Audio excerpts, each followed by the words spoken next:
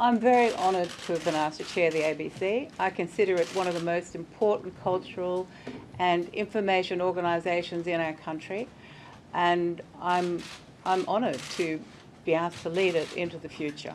It is the voice of the Australian people. I think it reflects our identity. It tells our stories. It tells our stories not just here in Australia but to the rest of the world. And I've grown up with the ABC. I'm a devoted listener to the ABC. I start my day with ABC News Radio. I don't leave home without it. I've got the app on my phone. My father worked at the ABC for a number of years, and when he retired, he was assistant general manager. So I do know the culture of the ABC particularly well, and I wish my dad was still alive to see me here today, but he's not. So I'm a passionate believer in the independence of the ABC, and I will do everything in my utmost power to make sure it remains that way. What do you think is the biggest challenge facing the ABC?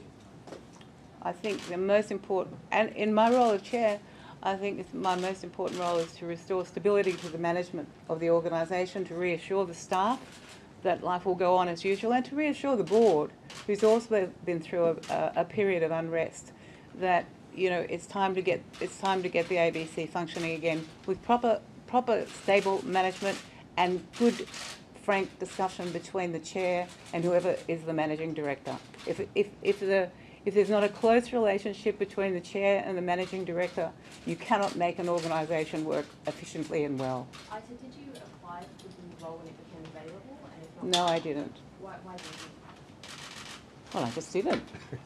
Maybe that was a mistake on my part, but I just didn't do it. Prime Minister, you said on Monday that you've known Ita for years. Is this a captain's pick? And can you assure the public that you won't be leaning on that relationship when it comes to matters of editorial, and that you'll go through the formal complaints process? Yeah, well, that's the process I've always followed, by the way. And from time to time, I have had my complaints with the APC, and I've dealt with them through those processes, and I've been able to find some satisfaction in how those processes have followed. I mean, it hasn't been uncommon for the ABC to actually issue apologies to me in the past, on air, in fact. So I've followed those processes and always will continue to. I respect the independence of the ABC, as our government always has.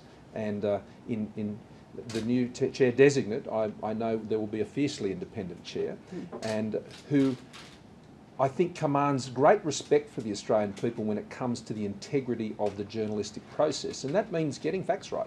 It means getting things right. And that's why I have great confidence in making this recommendation to the Governor-General. So we'll continue to follow that process, and I was very pleased to invite Ita to consider this role earlier this year, and I'm thrilled that she's taken up the challenge. Do you believe that the ABC requires more funding to fulfil its commitments to the Australian people? I haven't been through the accounts yet. I haven't discussed anything with the acting managing director or with the acting chair. And I need to look at those things. I need to look at those figures and see what's what. I'm aware of what the current funding is. But look, let me assure you that if I think there is a need for more funding, I won't be frightened to ask for it. Well, with the acting managing director, one of the key jobs for the chair is to find the CEO, the person who's going to be running it. How does that process go? Does the acting managing director already have the inside track on that, or is it genuinely an open field in your mind? It would be an open field. I mean, I know that the acting managing director has applied and his hat is in the ring, but the applications for the managing director role do not close until tomorrow, March 1. Yeah, tomorrow, and so therefore we'll have to look at the acting managing director's credentials in line with all the other people that have applied. I'm assuming there are quite a few.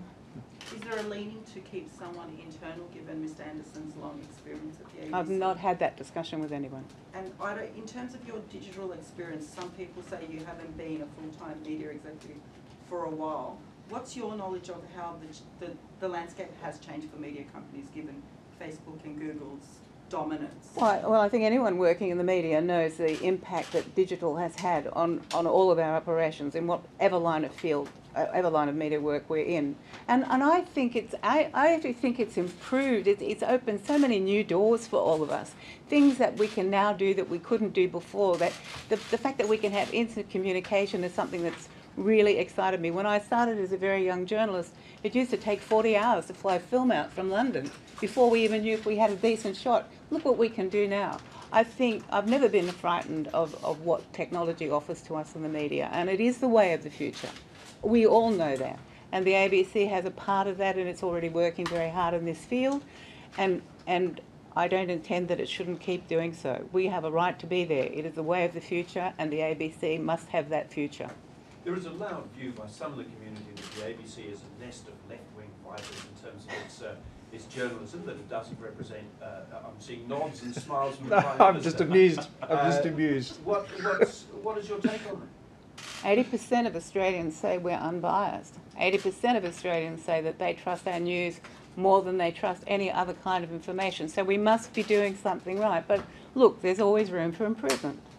If you had a politician or someone from the Prime Minister's office make contact with you about a journalist or a story or something of that nature, how would you handle an issue like that? I'd listen, and I want you to know that, you know, I'm sure it's not only the ABC that gets complaints from politicians. I've got plenty of complaints from politicians in previous roles, especially when I was editor-in-chief at News Limited.